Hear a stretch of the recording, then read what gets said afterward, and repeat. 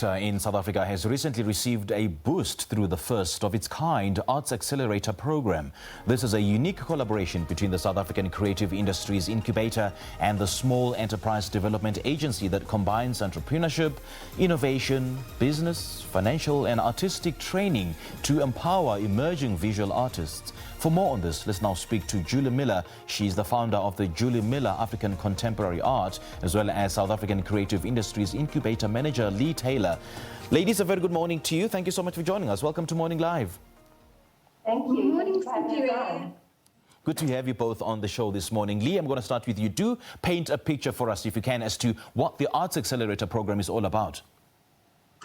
So the creative economy as a whole has emerged as a crucial part post-COVID-19 of the economy of South Africa. Yeah. And the South African Creative Industries Incubator as a whole has decided to incubate visual artists. We do run other programs, but one of the programs is the Arts Accelerator Programme, where we empower and also give creatives and visual artists the knowledge that they need to run themselves, not just as a visual artist, but as an entrepreneur on the whole. Okay, and how did this collaboration between SACII and SEDA come about, and what it aims to achieve through this program?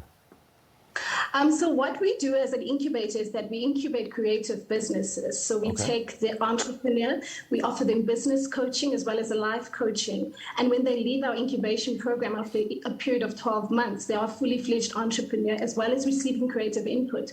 And SEDA saw the potential there to create jobs, because you do know that in the value chain of creatives, when one creative starts a project, they empower a sphere of creatives around them. And SEDA saw the value in that, and that's where the partnership came about.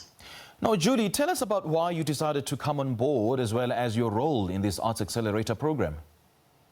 So I really came into the arts industry from corporate. I studied business, I studied finance. So when I looked at art, I looked at it very much in terms of art as an investment.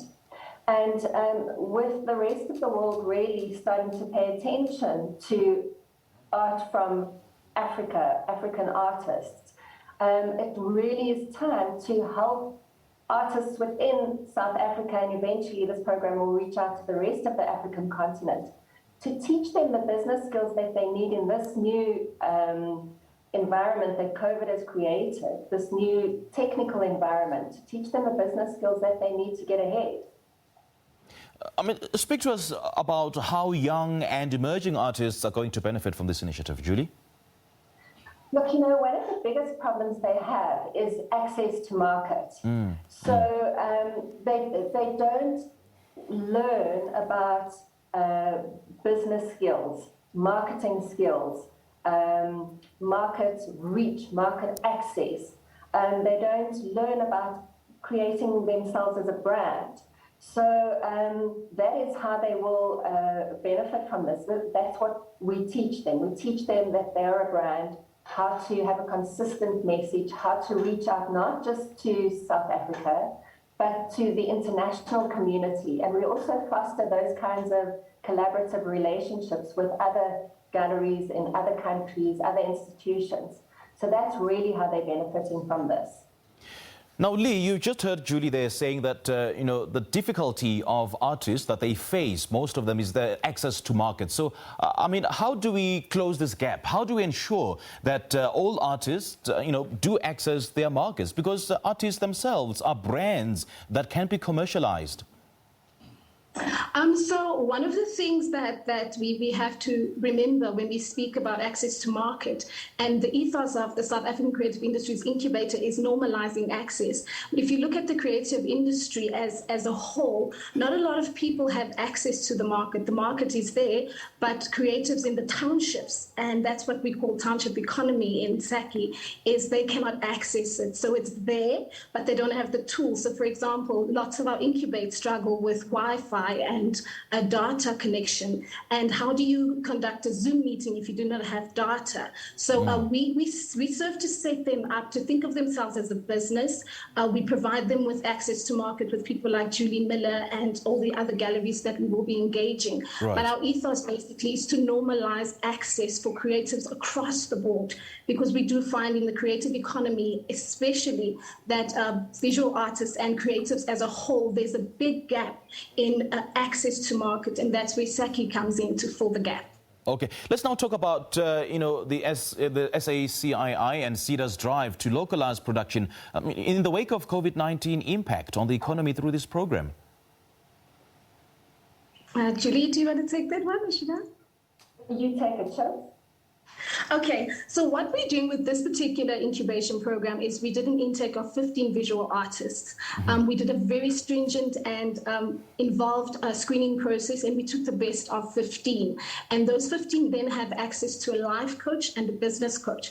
Now, that's what makes our incubation so different, is the fact that a lot of people look at an SMME as just a business, and our life coach serves to come in and to actually work with the creative as a person. Because of the impact of COVID-19 that it had on creatives, we tend to forget that it's just business, but we need to also engage them on a human level. And then the business coach serves to look at the basics of their business. Where do they have business bank accounts? Are they compliant? And then that brings us to access to market, because we cannot provide access to market if the entrepreneur itself is not ready for the market. And that's how we bridge the gap there.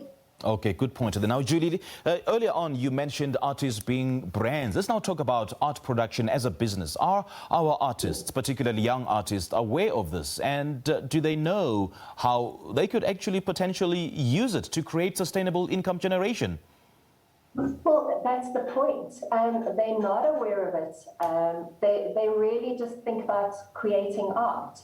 So that's why it's so important for us to teach them that they are a brand and how to actually monetize and create broad-based financial wealth from what they do. So, for instance, the thing about an artwork as a product is that it's generally a unique piece. So once they sell that artwork, they've got to start again with the next one, it's exhausting and it takes a lot of time.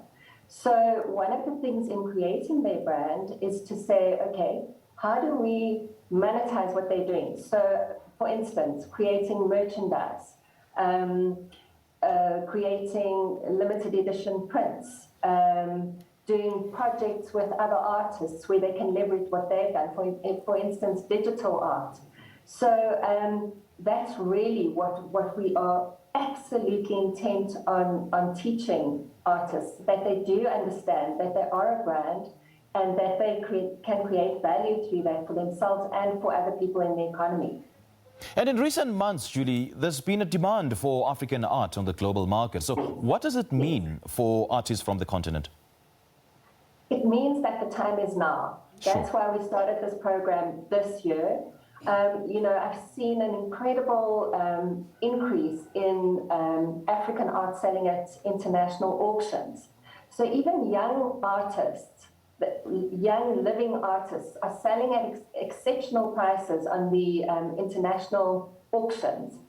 And, like anything that becomes, I want to say, a craze, it's only going to last for a period of time.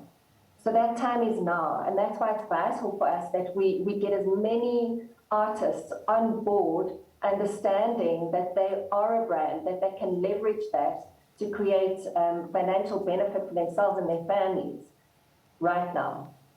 All right, Julie and Lee, lovely chatting to you two ladies. Thank you so much for joining us on Morning Live.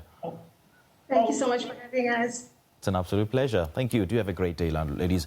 That was Julie Miller and Lee Taylor, and we've been talking to them about their first, for the visual arts sector in South Africa, Arts Accelerator Programme.